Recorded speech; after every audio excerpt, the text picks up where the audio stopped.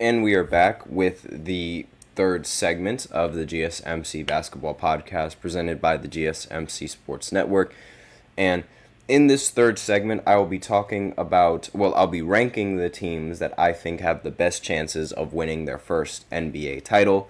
And I'll be doing so with a list. I'll be going from teams that are least likely to win a title to the teams that are most likely to win their first title. Again, I should let people know that these are teams that could win their first title, meaning their first title in the history of their franchise. So, teams that have already won a title but have players on the team that haven't won a title aren't going to be mentioned on this list. So these are just the teams that have a chance of winning their first NBA title and how close they have that chance and just how much of a chance they actually have of winning in this coming season. So that should be noted before we move on to the list. And you guys, have questions like, oh, why aren't the why aren't the Cavs on this list, or why aren't the Knicks on this list? Well, that's because they've already won titles in the NBA, just not when we've been alive, or just haven't won in a while. So that's just for people disclose.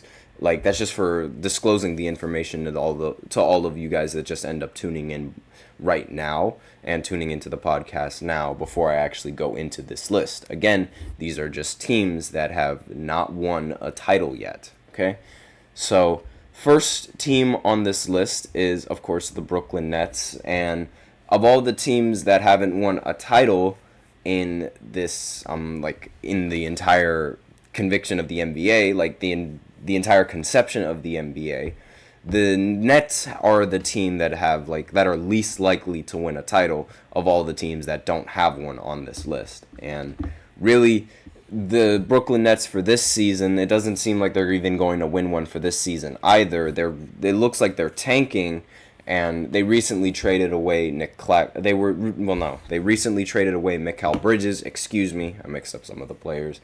And they recently got a lot of picks out of that trade for Mikal Bridges. So it seems like the Nets, they're sort of rebuilding for the future, and they're trying to establish a nice core lineup for the future of their team in case they end up landing on draft picks. And the Bridges trade, it might actually, it's probably going to be the beginning of a max exodus of established talent out in Brooklyn. And a lot of any sort of semi-established vet who can attract a win-now shopper should be on the block. And so it's really like, this is a team that's like, you're sort of waiting for the right players to be on your roster. And so the championship, it might not come this season. In fact, it's definitely not going to come after this season. But they do have a chance of winning a title in the future with the roster that they have. A team that's in like a similar spot as the Brooklyn Nets are the Charlotte Hornets. They're another team that most likely won't win a title now, but given their drafting and given their the talent that they have on the roster, the fact that they have a lot of young players, it is a possibility that in the future they could be a contending team. And like right now they do have a pretty good star in LaMelo Ball, but LaMelo has to remain healthy for Charlotte, and if he wants to remain reliable on the roster for that team. And so as of right now, they probably won't be a good team. They piled up 116 losses over the last 2 seasons, which is really, really bad. And like they should obviously here and there show flashes of like their greatness, but it's not going to be like long term.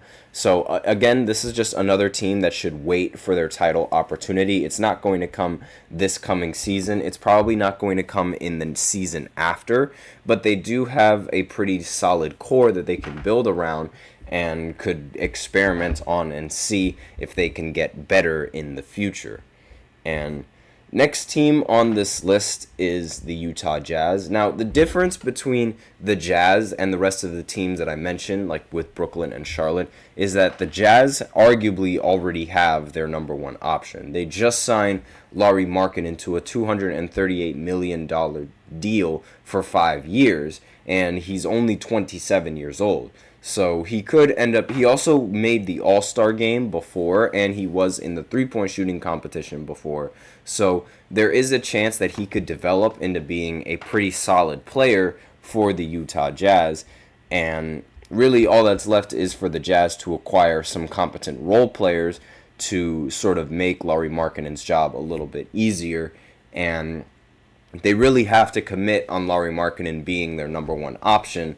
And so they just have to hope that they land on draft picks, and so they could secure a championship roster. Because as of right now, they don't have a championship caliber roster, but they did get the most difficult part out of the way, which is finding their star for the team.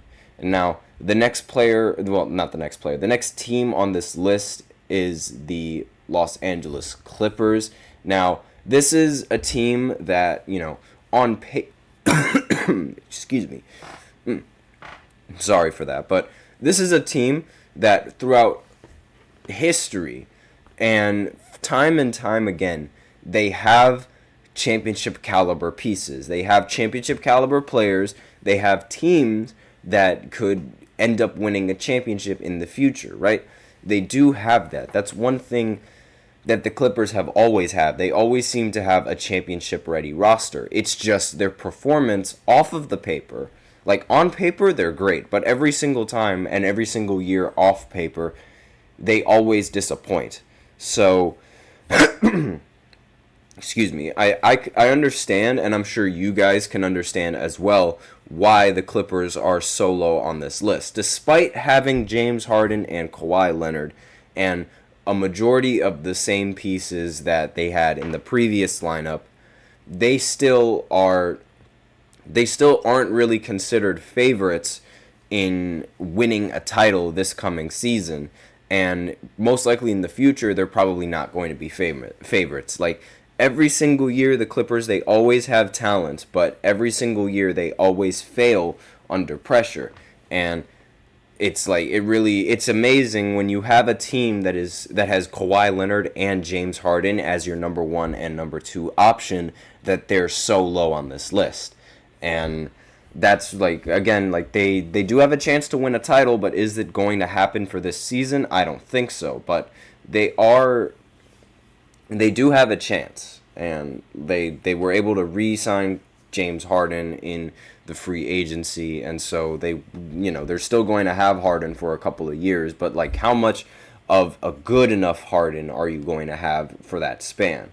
Like, I don't know where this club's optimism is going to be at now, especially after losing Paul George in free agency and also losing Russell Westbrook to the Denver Nuggets. Like, they did lose a considerable amount of pieces for their team, and like, while I don't really consider Russell Westbrook as a valuable piece now, I mean, his 11 points and his averages were very consistent for the Clippers. So it's really going to be interesting how they're able to build from this loss.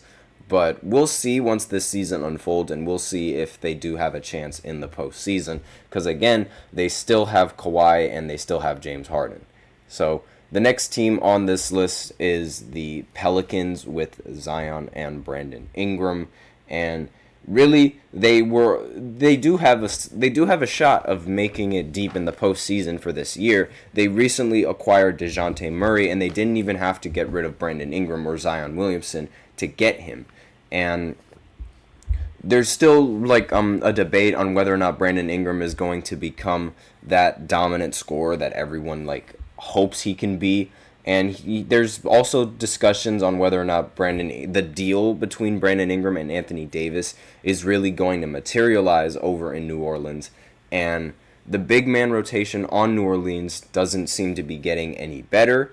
And in fact, it's actually only gotten worse, losing a lot of players like Larry Nance Jr.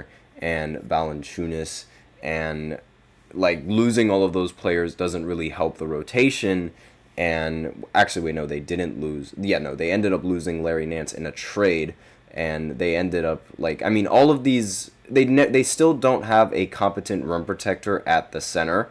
They do have Zion, but I don't really trust Zion into defending every single power forward or big man that the Pelicans would come across. And Ingram is still a pretty talented player, but it's like, can Ingram get even more talented than what he is right now? That's really the question, and that's really, once they answer the rotation problem at the center position, then that's sort of when they can start asking themselves whether or not they're in the right spot to compete for a title.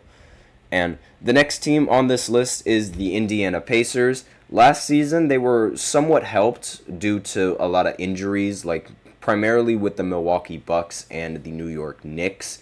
But they did somewhat, I can't really say make the series competitive against the Boston Celtics.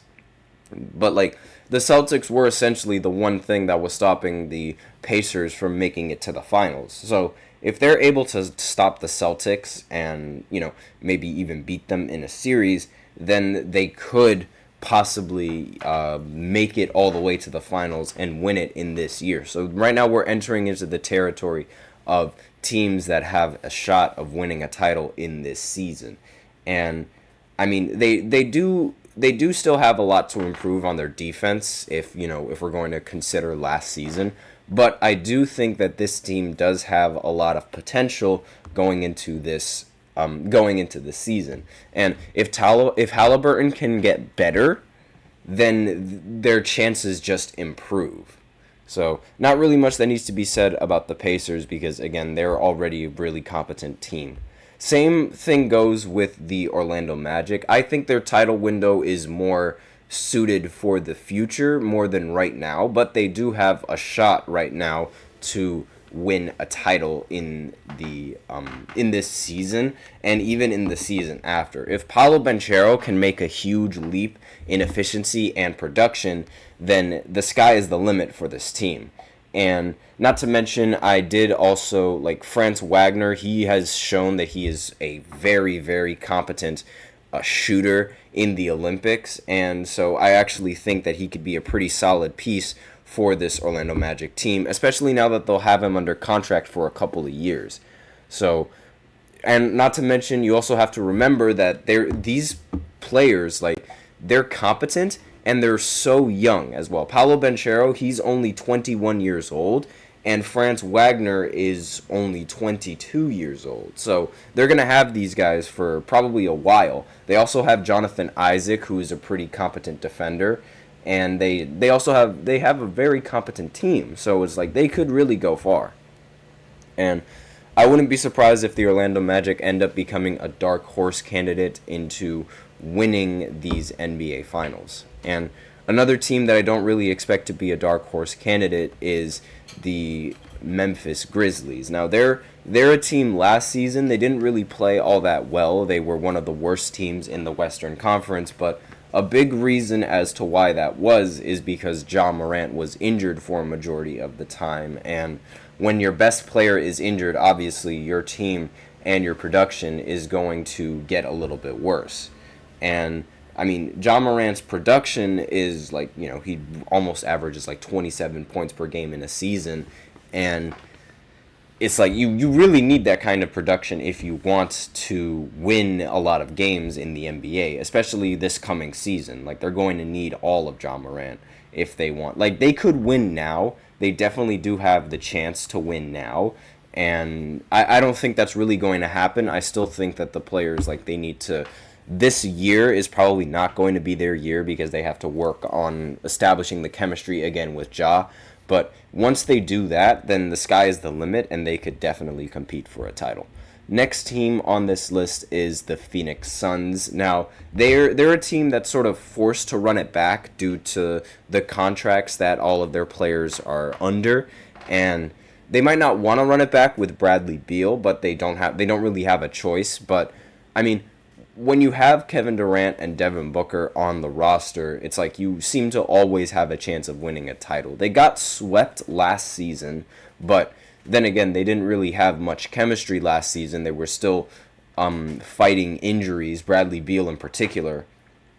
But if they play another season, then I mean, there is a good chance that they end up making it all the way. Again, a team that has Devin Booker and Kevin Durant is a very dangerous team. And if Bradley Beal can figure out his role on the team and actually, produce in his role, then again, this is another team where the sky is the limit. And if all they really have to do is perform, that's where the pressure is for this team, to perform.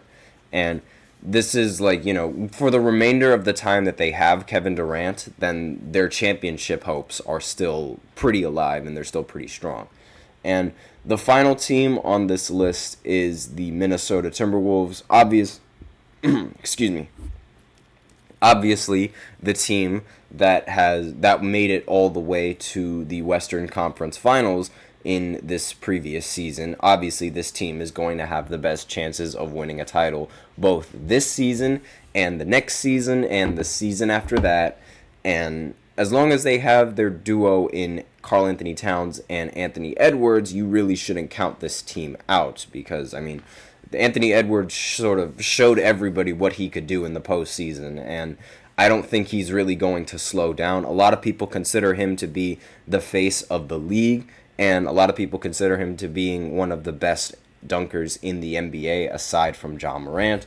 So really, like, the question is if these guys can stay healthy for these next few years and if they have what it takes to move on from the second round. That's not the second round, but from the conference finals. That's really going to be the question for this team. So that's all that I have on the teams that could potentially win their first title this coming season. So in the next segment, I'm going to go ahead and talk about the 76ers and how this is probably their best chance to win a title in this season and what could happen in the future with Joel Embiid on the 76ers if they don't end up winning a title now that they have Paul George on the roster. So I'll be right back after this short break.